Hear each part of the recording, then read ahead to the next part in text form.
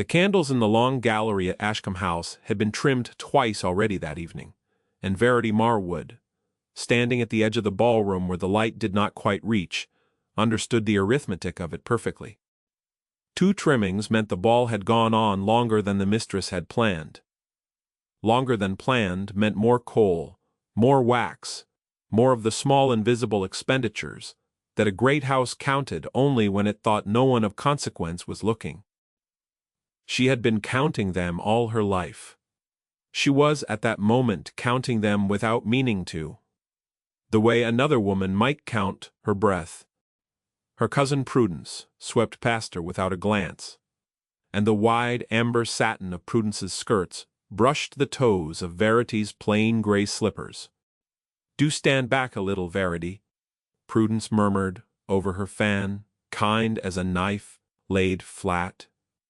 "You take up a great deal of doorway." Verity stood back. It was a small motion. She had been making small motions all her life. She was a large woman, and had been since her 15th year.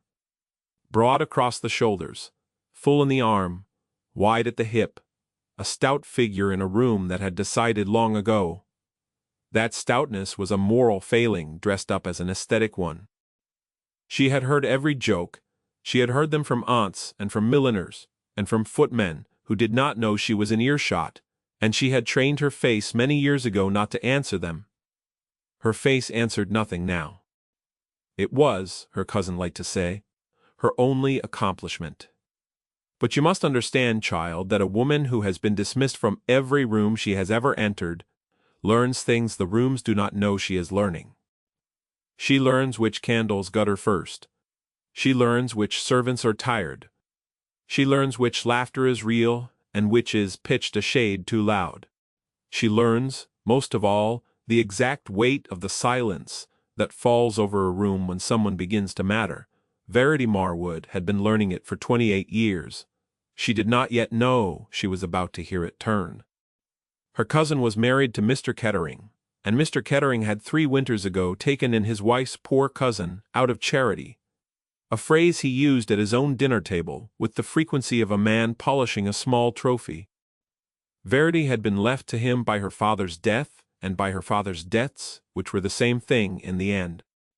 She kept her cousin's books, wrote her cousin's letters, mended her cousin's linen, and, at balls such as this one, made herself useful by watching the door and the raps and the tempers of the younger girls Prudence was chaperoning. She did not dance. She had not been introduced. She was not, in any sense, the ton would have recognized, present.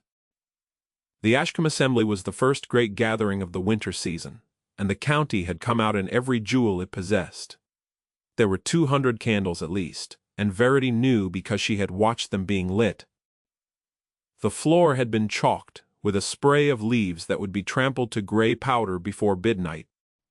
In the far corner, the musicians labored through a country dance, and the young men labored through it after them, and the young ladies laughed, as though the labored music were the wittiest thing they had ever heard. He came in at 10:30. He came in without being announced, which was itself a small oddity. A man of his rank did not usually slip into rooms, and Verity noticed it because she noticed everything, and because she happened to be looking at the door at the moment he crossed it. He was tall. He was very still. He was very still. He wore evening black without ornament, and his hair was the dark of well water, and his face had the particular composure of a man who had been in mourning for a long time, and no longer expected to be otherwise. She had never seen him before.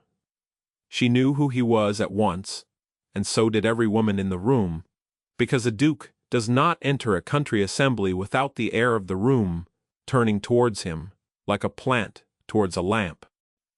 The Duke of Harrowmere, widower these 3 years, guardian of 2 children, whose faces the county had not seen since the funeral, master of an estate that lay 2 hours north of Ashcombe, and was said to be so cold in winter that its master had stopped lighting the west wing altogether. There were a great many stories about him, most were wrong.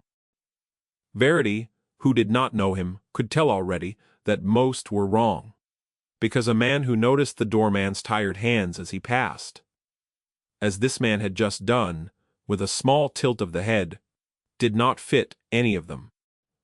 "Oh," breathed the girl beside her. "Oh, he is here." "He was not expected," Prudence said sharply, sweeping back to Verity's side, with the abruptness of a hunter who had scented game. "Verity, my fan. Quickly." Verity produced the fan, and smoothed Sophia's hem. "She has trodden on it again. No, do it now, before he sees the whole line of us in disarray. Good heavens, girl, must you always be so slow?" Verity knelt in her plain gray silk and smoothed the hem of her younger cousin's gown, and while she knelt, she watched, from the shelter of Sophia's skirts, the Duke of Harrowmere move down the long room. He greeted Lady Ashcombe with a bow of exactly the correct depth. He did not smile. He accepted a glass of wine and did not drink from it. He looked, Verity thought, like a man who had come only because refusing would have been ruder than coming, and who intended to leave the moment ruder became possible. His eyes moved over the room without seeming to. They passed her. They came back. She was still kneeling. She had a mouthful of pins between her lips, because Sophia's hem was torn as well as trodden, and one hand pressed the fabric flat while the other worked. She was not looking at him. And she was looking at the pins. But she felt the second glance the way a woman by a window feels a change in the weather without turning her head, and something in her, quite against her will and against 28 years of training, went still. Then Prudence tapped her shoulder with the closed fan. "Up, up, Verity, for heaven's sake, you are on the floor like a scullery maid." Verity rose. The Duke had already looked away. For the next hour she watched him do what dukes did at country assemblies. He danced once, with the Ashcombes' eldest daughter, because to refuse would have made the girl's whole season a wound. He stood by the fire and let Lady Ashcombe present half the room to him. He said very little. He did not sit. He did not eat. Verity, from her post beside the pier glass where the wraps were kept, catalogued him without meaning to, the way she catalogued everything. And the catalogue read, tired, courteous, guarded, kind to the young ones, weary of the older ones, in pain about something he does not intend to name. She thought, he has come here to look for something, and he does not want anyone to see him looking. She thought, I wonder what. Then Prudence returned, glowing with the particular flush of a woman who had almost achieved a triumph, and Verity understood at once that the something the Duke had been looking for was not, alas, her cousin. He would not be presented to Sophia, Prudence hissed. Would not. Lady Ashcombe attempted it, and he made some pretty excuse about not wishing to disappoint the girl by dancing a second time. I could have wept. And now he is speaking to old Mrs. Callow, of all people. Old Mrs. Callow, who cannot remember her own grandchildren's names. Verity did not answer. Answers she had learned were not what her cousin wanted. Fetch me a lemonade, Prudence said. And whilst you are gone, do try to keep out of the sightlines. Dear, you are rather a large fixture. Verity went for the lemonade. The refreshment room lay through a small side corridor, and to reach it she had to pass, at some distance, the group at the fire. She kept her eyes on the far door and her pace steady. She was aware of the Duke the way one is aware of a lit candle in a dark room, without needing to look. She was almost past when Mrs. Callow, whose memory was indeed uncertain, said in her carrying voice, "And who is that great tall girl at the door there? Surely I know her, surely I do." The room did not go quiet. But a little pocket of it did. Verity kept walking. She had trained herself for years to keep walking. But she heard quite clearly another voice from that group, a younger woman's, silk sweet. Say, "Oh, "Do not trouble yourself, ma'am. That is only Miss Marwood, Mrs. Kettering's cousin. She is not out, she only comes to hold the wraps." "Ah," said Mrs. Callow. "Ah, poor thing. A pity about the— well, a rustle of fan. One does what one can. She only comes to hold the wraps." Verity reached the refreshment room. She stood a moment at the sideboard with her hand flat on the polished wood, because the wood was cold and her palm was hot, and because if she moved at once her face might do something it had not done in public in a decade. She counted the candles on the side table. There were 6. 2 were guttering. She fetched the lemonade. She turned to go back. He was in the doorway. She had not heard him come. He was not looking at her directly. He had a glass in his hand, and was, to any observer, merely refreshing himself away from the press of the ballroom. But he was in the doorway, and the doorway was narrow, and to leave the refreshment room, she would either have to squeeze past him, a maneuver which, given the width of her hips and the plainness of her manners, was not to be attempted, or wait for him to move. She waited. He drank. Once. Slowly. Then he said, without turning his head, "Miss Marwood, I believe." His voice was low and unhurried, and did not seem to belong to a man who had spoken across a room. She thought for a strange moment that she had imagined it. Then he turned, and she saw that he had not imagined her at all. "Your Grace," she said, and made her curtsy, which was neither too deep nor too shallow, because she had been taught by a governess who considered these things a science. "Forgive me," he said, "I am blocking the door. You are, Your Grace." His mouth did the smallest thing that was not a smile. "I overheard a portion of the exchange in the hall," he said, quite plainly, as though it were a matter of business, and not of blood. "I wished to ascertain whether you were injured by it." Verity's fingers tightened around the glass of lemonade. "I was not injured, Your Grace." "Are you certain?"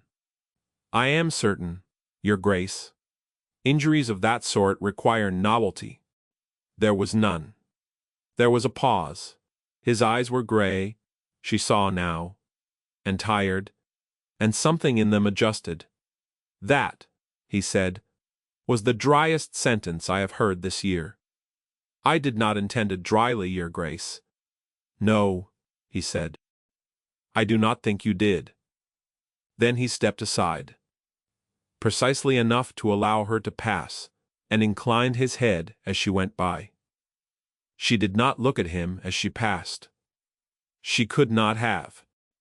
She walked back down the small corridor with a glass of lemonade in her hand, and a heart beating somewhere behind her ribs that had not asked her permission to begin.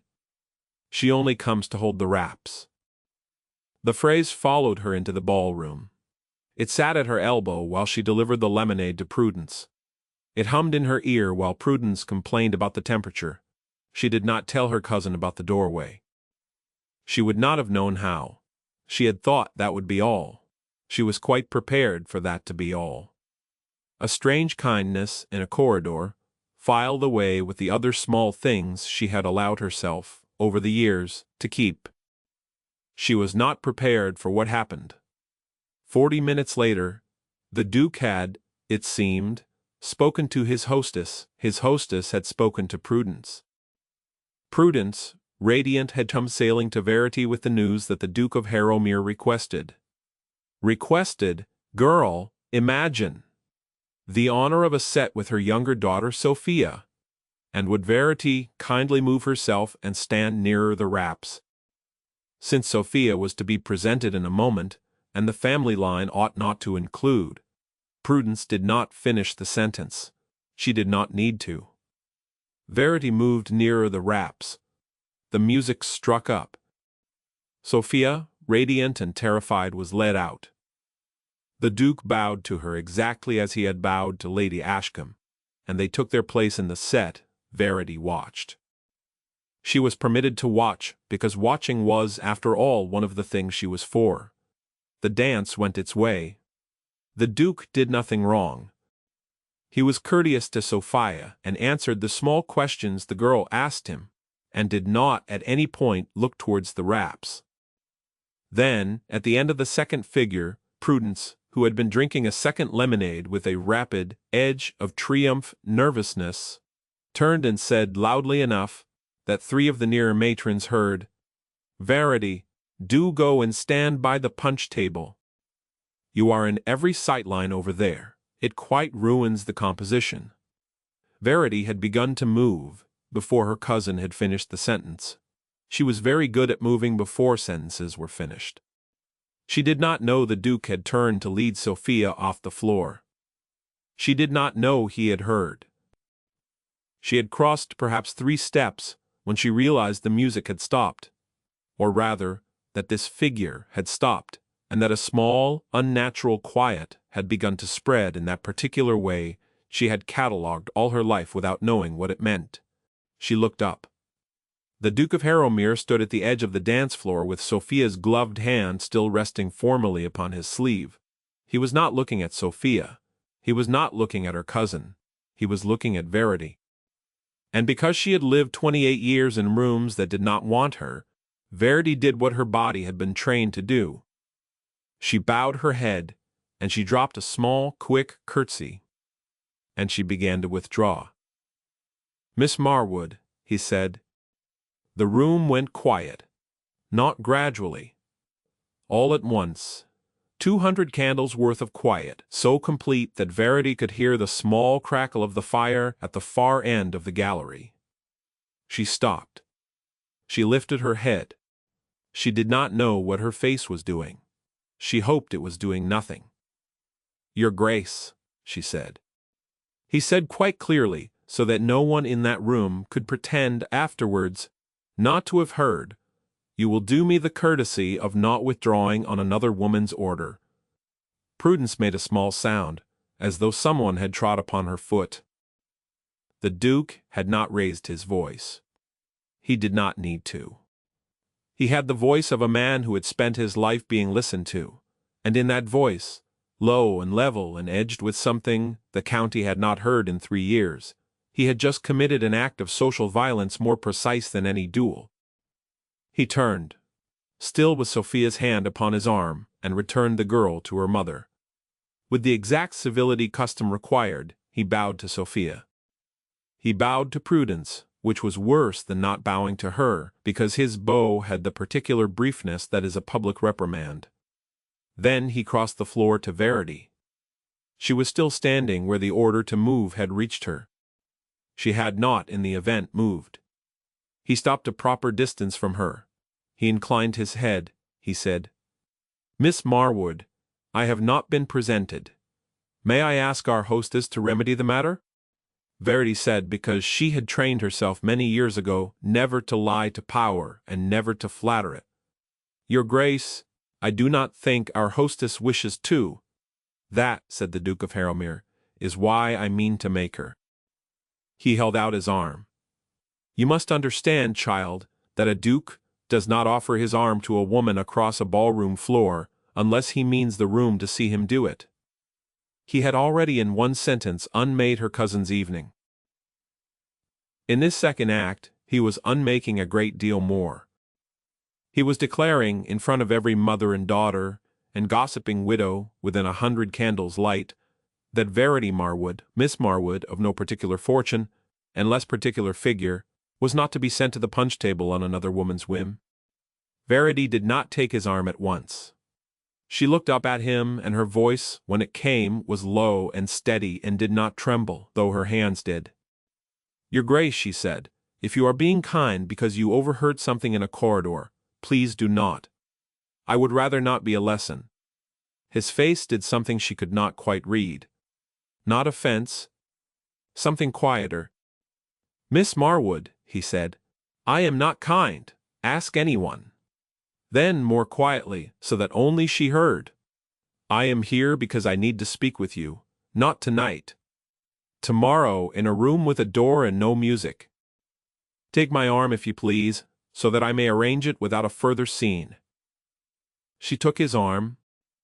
The room made a small collective sound, half indrawn breath, half-unformed word, and then the music, which had lost its footing somewhere in the third figure, gathered itself and went on. The Duke walked her once, slowly, the length of the floor. Not around it, along it, so that no one could mistake where they had been, and delivered her to Lady Ashcombe with a request for a formal introduction, which Lady Ashcombe, white about the mouth, provided. "Mrs. Kettering's cousin," Lady Ashcombe said faintly. "Miss Verity Marwood, Miss Marwood," said the Duke of Harrowmere, and bowed to her precisely as he had bowed to the daughter of the house. Then he asked her hostess whether he might call at Kettering Grange in the morning, on a matter of private business with Miss Marwood, in the presence of Mrs. Kettering as chaperone and Lady Ashcombe. Out of option said that of course he might. He did not stay to dance again. He took his leave within a quarter of an hour, with the same courtesy with which he had arrived, and none of the invisibility. Verity did not see him go. She had been returned to Prudence, and Prudence had not spoken to her, and the silence between them was of a kind that Verity understood would have to be paid for later. "She only comes to hold the wraps." The words came back as the carriage jolted homeward through the frost. Prudence had not spoken the entire drive. Mr. Kettering, who had not been at the assembly, would learn tomorrow. Sophia, who did not fully understand what had happened, cried quietly against her mother's shoulder. Verity sat opposite them in the dark, her plain gray silk crumpled where his sleeve had brushed it, and understood, as clearly as she understood the price of a candle, that whatever the Duke of Harrowmere had come to say to her, it was going to change the shape of her life. She did not yet know how. She only knew that a man had said her name in a ballroom, and a room had gone quiet, and she had not withdrawn. That in itself was a kind of frost written on a window. She had lived long enough not to expect it to last, but she had felt it, and that was already more than she had expected. At Kettering Grange, the fires had gone low. Verity, who was expected to see to the closing of the house, even at midnight, made her rounds. She banked the coals in the drawing-room, she checked the kitchen door. She heard, faintly, Prudence weeping in the master bedroom, and Mr. Kettering's low, appalled voice answering her. In her own small room under the eaves, she sat on the edge of the bed without undressing, and looked at her hands. They were still not quite steady. She thought of the Duke saying, "I am not kind. Ask anyone," and of the small, tired quirk at the corner of his mouth as he said it. She thought of him saying, more quietly, "I need to speak with you." She thought, he needs something. She thought, what could a duke possibly need from a woman who holds the wraps? She did not know. She did not know that a great house in the north was at that moment standing in a silence, deeper than any ballrooms. She did not know that a child of 7 had not spoken since the previous winter, or that a child of 11 had driven 3 governesses to tears in as many months. She did not know that a codicil to a marriage settlement was to be enforced at the year's turn, and that a duke who had refused 3 considered brides in as many seasons had 2 months to find a duchess or forfeit the guardianship of his own sons to his late wife's brother, whose interest in the boys was of the sort that could be counted in pounds sterling. She did not know any of it. She only knew that the fire in her room was too low to keep her warm through the night, and that she did not, tonight, wish to sleep. She fetched her ledger, the one she kept for herself, the one that had nothing to do with her cousin's accounts, and by the light of a single candle she wrote in her small even hand the date, and beneath it a single sentence. Tonight a duke said my name aloud, and the room did not swallow it. She underlined it because she suspected she would need to look at it later to believe it. Then she blew out the candle and lay a long time in the dark, listening to the frost gathering along the window-pane. The Duke of Harrowmere called at 11 the following morning. End quote. Prudence, who had been up since dawn, met him in the drawing-room with the composure of a woman who had spent the night rehearsing a role, and losing every version of it. She was gracious. She was flattering. She indicated several times that Sophia was at home. Should His Grace wish to be reminded of her? His Grace declined to be reminded. He asked politely and without preamble whether he might now be permitted his interview with Miss Marwood. Verity came down in the plain gray she had worn the night before, because it was her best. She had slept perhaps 2 hours. She curtsied. He rose. "Mrs. Kettering," he said, "I thank you for your hospitality. My business with Miss Marwood is private but not improper. Might we speak in this room, with the door left ajar and yourself within call across the hall?" Prudence, whose social power in her own drawing-room had just been removed with the precision of a surgeon, said that of course they might, and withdrew. She did not, Verity noted, close the door behind her more than an inch. The Duke waited until the sound of Prudence's slippers had crossed the hall. Then he said, "Miss Marwood, please sit." She sat. He did not. He stood by the window, one gloved hand resting on the sill, and looked out at the winter garden, and did not look at her. "I owe you," he said, "an explanation of last night, and a request. I intend to give you both plainly, because I do not think you will be flattered, and I know I cannot afford to be delicate." "Your Grace," said Verity, "plainness is a mercy, please." He turned then, and she saw for the first time in the morning light how tired he was. A tiredness not of one night but of years. The way an old house is tired when no one has aired its rooms. "I have 2 sons," he said. "The elder is 11. The younger is 7. Their mother died 3 winters ago in childbed, with a 3rd child, who did not live. The younger boy remembers his mother. The elder remembers her too well. Since her death the house has been—" he paused and chose the word, "closed. The west wing is not opened. The nursery windows are shuttered by 10 in the morning, though I have given orders otherwise. My younger son has not spoken above a whisper in a year. He was told, by a person I have since dismissed, that his mother's illness was worsened because he sang to her at her bedside and tired her. He has not sung since. He believes his voice is a poison. He speaks when he must, in the smallest voice a child can produce, as though he is afraid of harming the air." Verity did not speak. Her hands folded in her lap tightened once. "My elder son," the Duke went on, "guards his brother. He is angry. And he is very clever. And he has driven 3 governesses from the house since the summer. The last left after he arranged for a chapter of her novel to appear beneath her employer's tea tray, with a paragraph underscored that no employer should read. He is not cruel by nature. He is only defending a memory. I understand him. I have been unable to reach him." He paused and looked down at his hand upon the sill. "There is a further matter," he said. "My late wife's brother, Mr. Ambrose Vane, has petitioned the Court of Chancery for a co-guardianship of my sons, on the grounds that a widowed duke, without a settled household, is an unfit sole guardian for infant heirs. The petition will be heard on the 14th of March. It is a nuisance petition.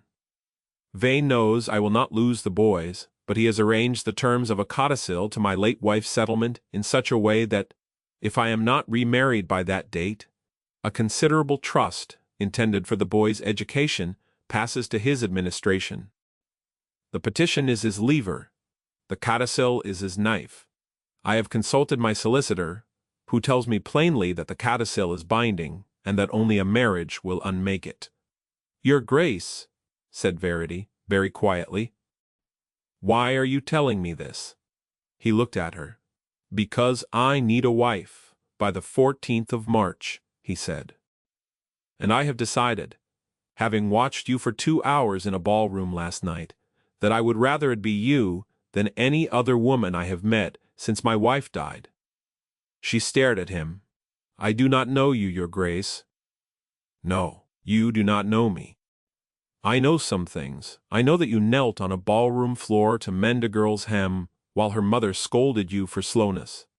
I know that you kept your face still when a stranger called you a great tall girl.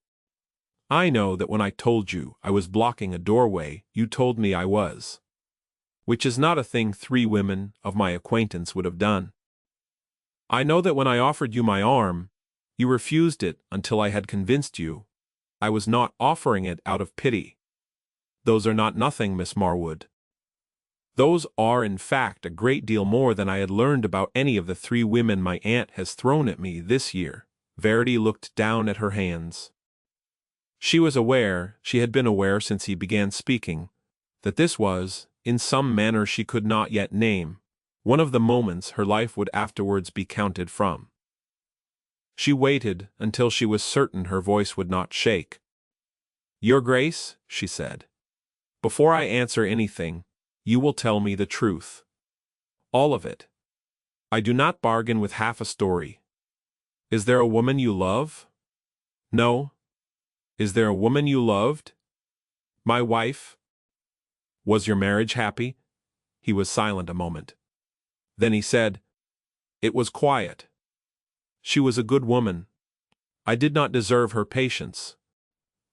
"That is a different question than the one you asked, but I would rather you had the true answer than the neat one.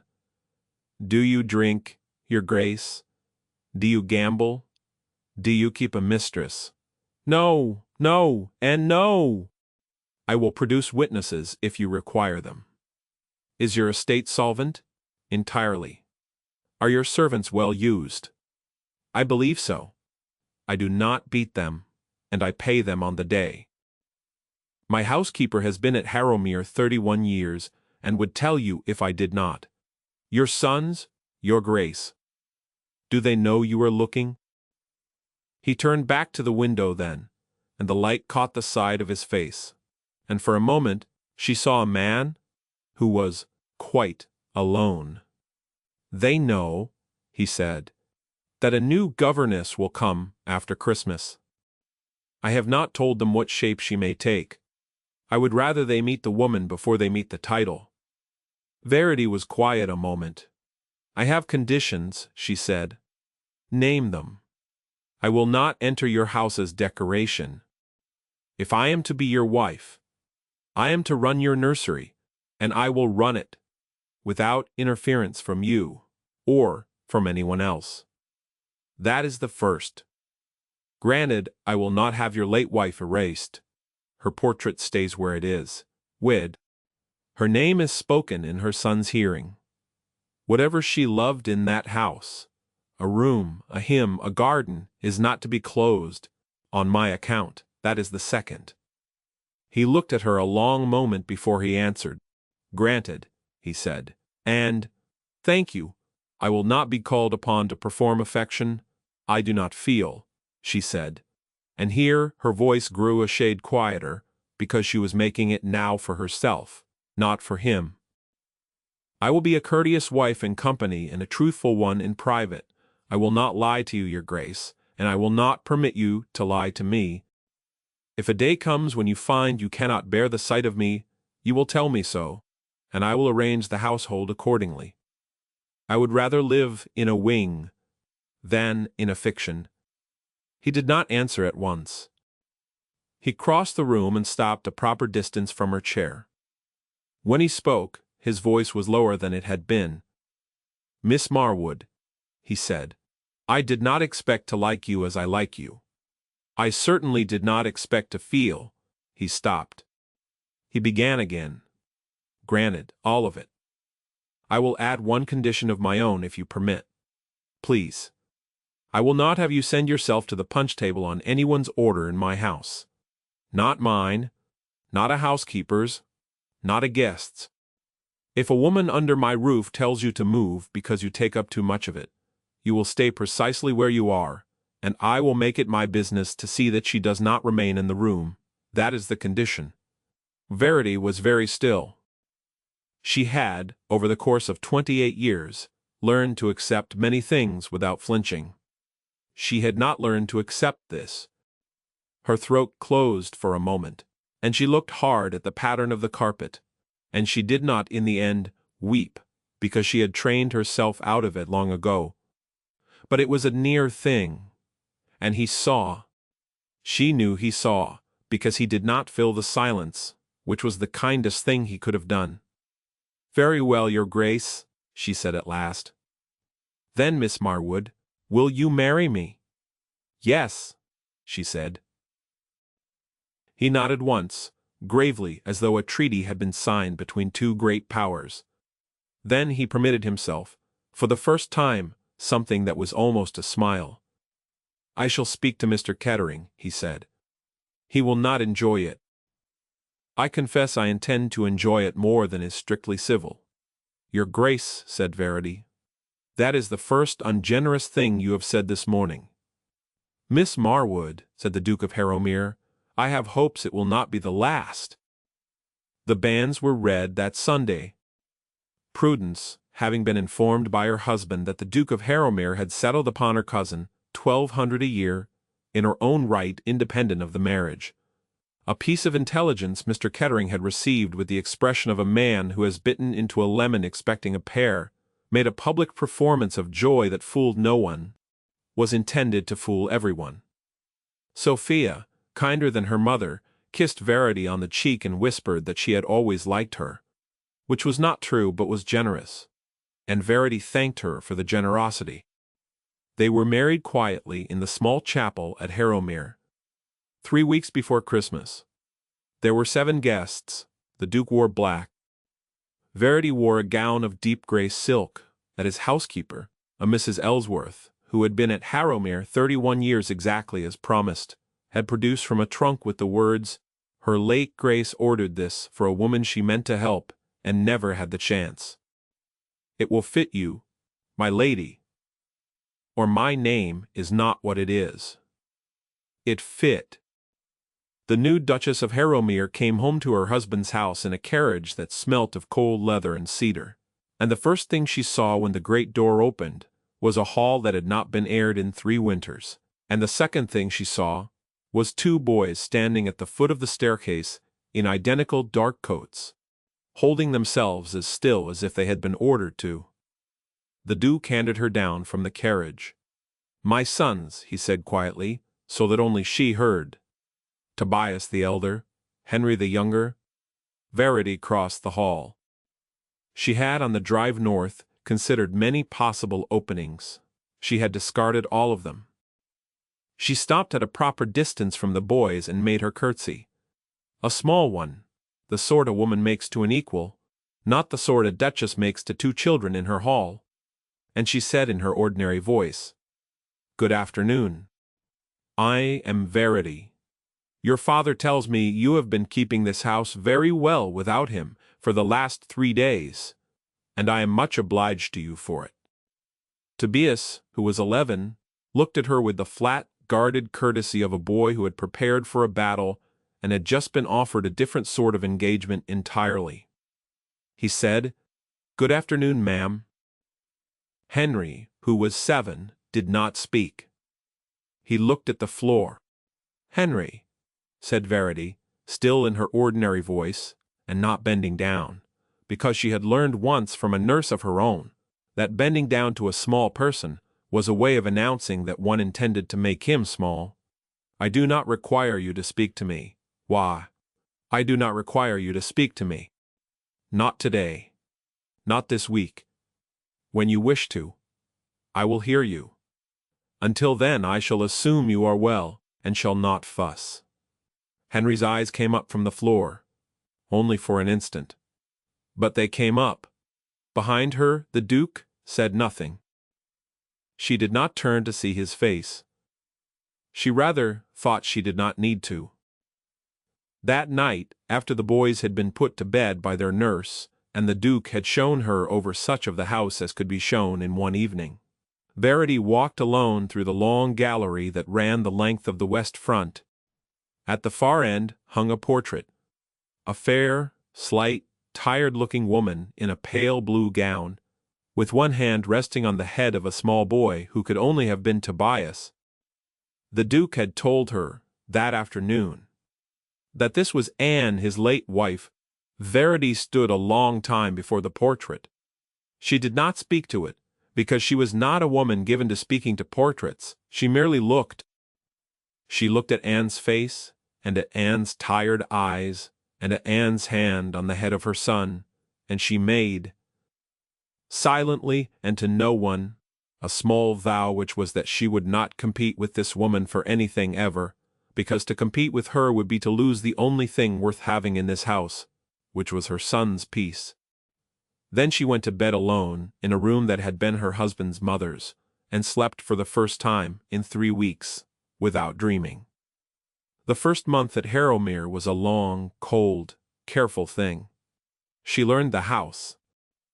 She learned the servants, Mrs. Ellsworth first, and Mr. Colby the steward, and the cook, whose name was Mrs. Byrne, and who had, on Verity's second morning, tested her by producing a menu of such extravagance that no household of the county could have honored it, and had watched, without expression, as the new Duchess crossed out 3 dishes with a pencil, and wrote in the margin, "Mrs. Byrne, this is a household, not a coronation. Give me plain food well made, and the boys will eat it," which is more than can be said for the last version. Mrs. Byrne had read the margin twice, snorted once, and thereafter cooked for her as she had cooked for the Duke's mother. She learned the boys. She learned Tobias by not asking him to like her. She sat in the schoolroom, at first, and read her own book while he did his lessons with the tutor. And she said nothing, and after 8 days he came to her on his own, with a Latin construction he could not parse. She parsed it with him. She did not remark upon the fact that he had come to her. He went away. He came back the next day with a passage in Ovid he had chosen for himself, because he was clever, and was testing her, and she read the Ovid with him, and did not correct his choice, and did not blush at the passage. And on the 9th day, Tobias said, at the end of the lesson, "Ma'am, I think you will do." "Thank you, Tobias," said Verity gravely. She learned Henry more slowly. Henry, she saw within a week, believed his voice was a poison. He whispered when he had to. He did not sing. He'd. He did not laugh aloud. He laughed in a small, close way, behind his hand, as though he were hiding a wound. He was afraid of doors closing on his mother's rooms, and afraid of his father's grief, and afraid, most of all, of himself. Verity, who had lived 28 years in a body the world, remarked upon, understood the mechanics of that particular fear better than most. She did not try to make him speak. She opened the curtain in the small blue morning room that had been Anne's, because she had learned from Mrs. Ellsworth that Anne had loved the morning light in that room. She sat in it with her mending, and after 4 mornings Henry came and sat on the floor at her feet, and did not speak, and she did not remark upon his coming. She left, on the small round table beside her chair, a battered copy of a book of nursery songs that had been hers as a child. She did not offer it. She did not point to it. On the 7th morning, Henry picked it up.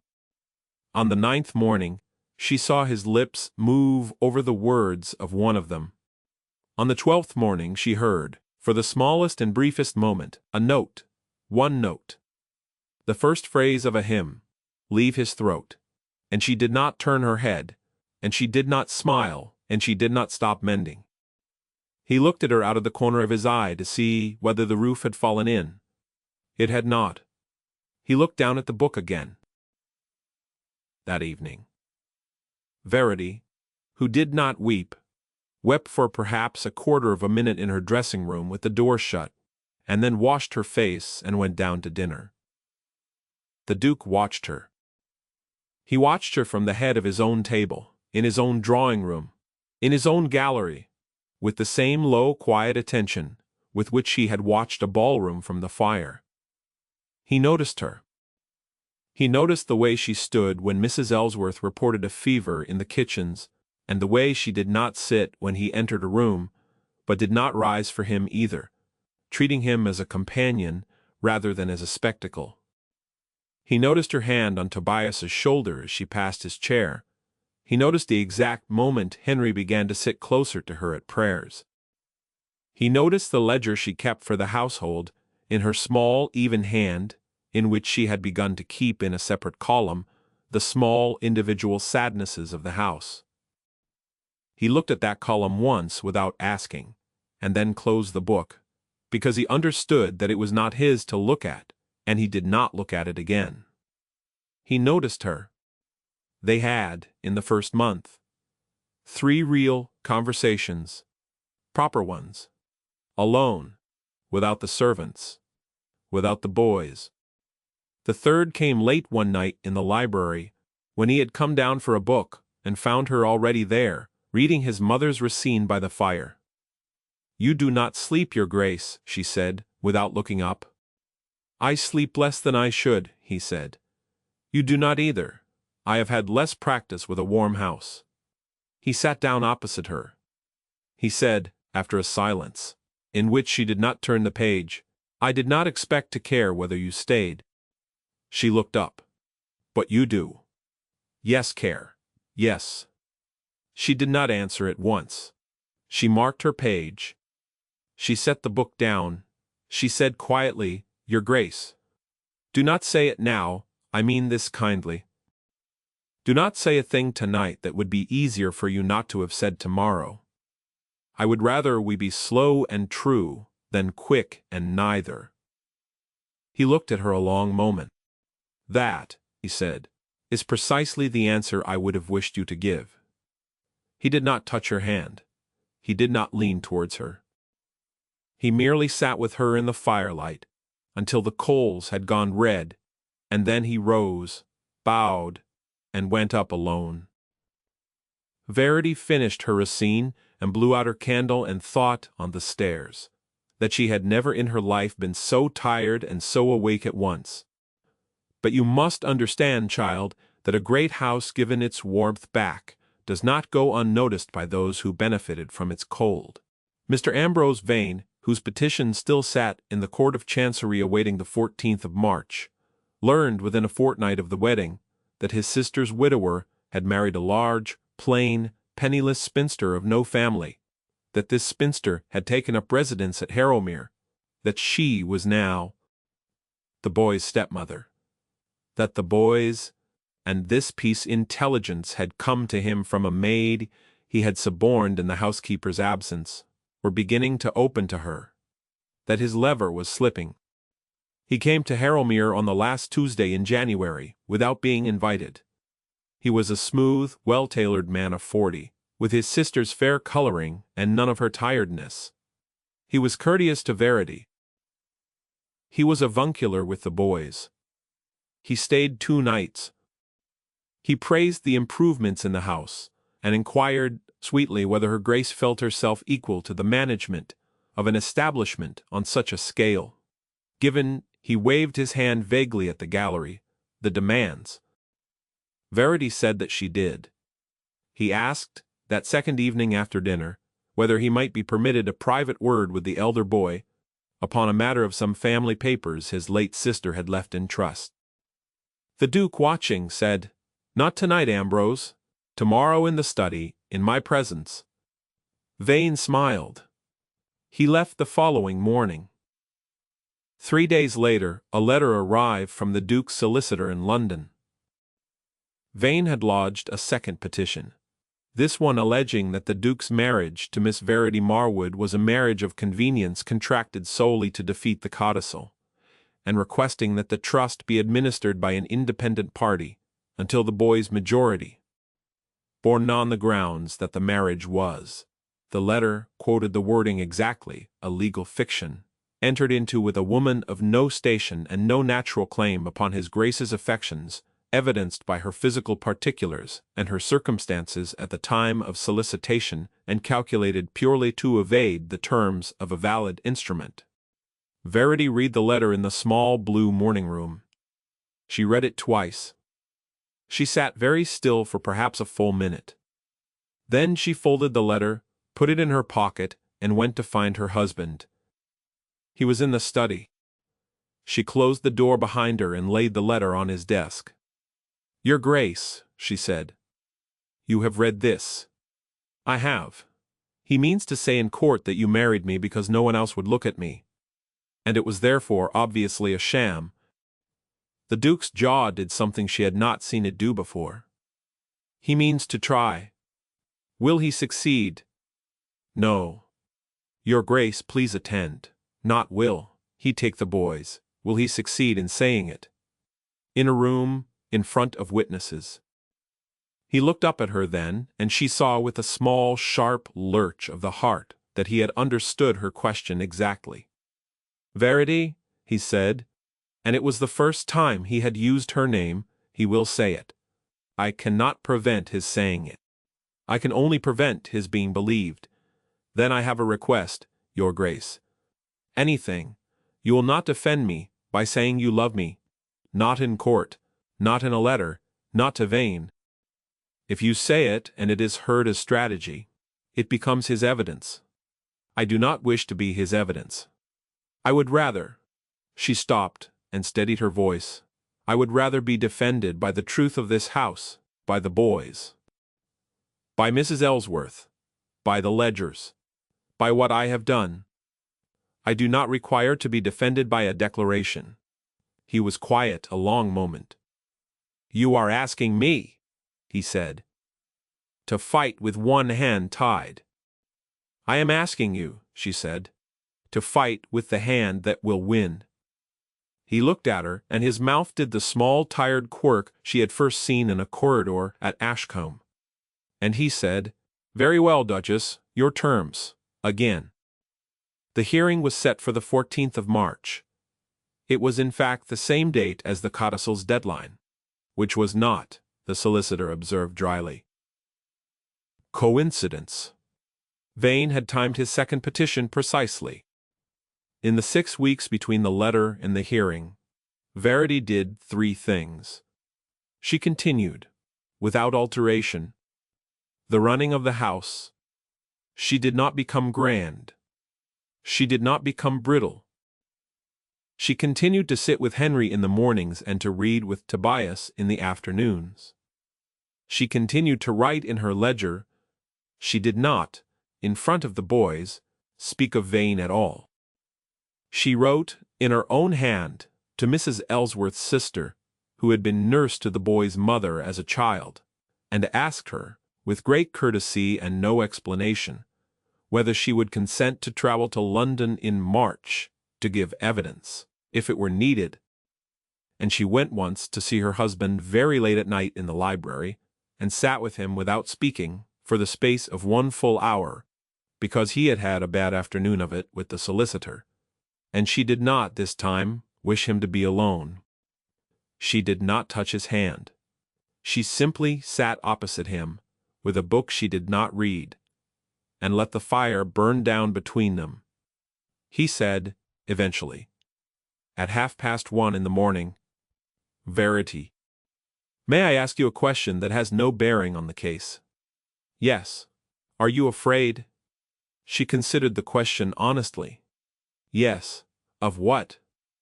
"Particularly." She looked at him. "Of hearing my body described in a courtroom by a man who has never earned the right to look at it," she said quite steadily. "Of hearing it said, aloud, in front of you, that you married me because no one else would. Of what it will do to me to hear it, even though I have heard versions of it all my life, and have never let one land. Of finding, at the last, that this one does. That is what I am afraid of. Your Grace." He was silent. Then he stood, and crossed to her chair, and knelt beside it. A duke on the library floor, in his own house, and took her hand in both of his, and did not kiss it, only held it. "Verity," he said very quietly, "I want you to know something before we go to London. I promised I would not say it as strategy. I will not say it in the court. But I am saying it here, tonight, in this room, so that whatever is said in London you will know it did not come first from him. I did not marry you to defeat a codicil. I could have married any of 6 women to do that, and the solicitor pressed me too. I married you because I sat in a ballroom the night before I came to you, and I watched you kneel to mend a girl's hem while her mother scolded you. And I remember the exact shape of the thought. I thought, that woman is the one I want in my house. Not because she will save my sons, because she has already saved someone tonight and no one has thanked her. I have wanted to say it since the 2nd week. I have kept from saying it because you asked me not to. But I am going to say it once tonight, so that if a lawyer says the opposite next month, you will know which of us is lying. Verity did not speak. Her free hand went up and rested, quite gently, against his hair. Edward, she said, his first name for the first time. Thank you. She did not say more. It was not needed. They sat like that a long time. When at last he rose, he did not let go of her hand until they were at the foot of the stairs, and even then he let go slowly, as though he were not sure he wanted to. She went to bed, alone. But the house, that night, was not cold. The 14th of March came in with a hard, bright frost. Chancery was crowded. Vane had made sure it would be, with the particular species of person who came to such hearings for entertainment. Verity, who wore her deep grey silk with a fichu of Mrs. Ellsworth's sister's own making, was placed in a chair to one side. The Duke sat in another. The boys had been left at Harrowmere. Vane's counsel opened. He was elegant. He was thorough. He recited the terms of the codicil.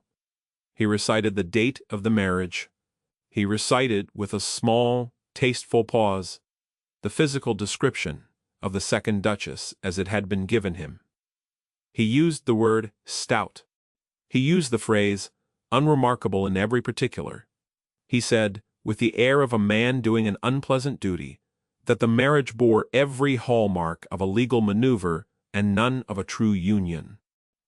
He said that the honorable court, considering the disparity, here his hand made the small vague gesture Vane's had made in the gallery at Harrowmere, could not seriously entertain the notion that a duke, in the prime of his rank and person, would, absent the pressure of the codicil, have selected as his consort a woman of Miss Marwood's. He paused, as though searching for a word that would not offend the court. Miss Marwood's very particular circumstances. The room made a small collective noise. Verity did not move. She had trained herself many years ago not to move. She kept her hands folded. She kept her face still. She looked, not at Vane's counsel, but at a point on the wooden paneling above his head, where someone had once, long ago, carved a small clumsy heart into the oak and been caught, because a magistrate had later scored through it with a heavier hand. She looked at the heart under the scoring. She thought, the mark need not last to be real. And she did not look down. The Duke's counsel rose. He began as they had agreed with the ledgers. Mrs.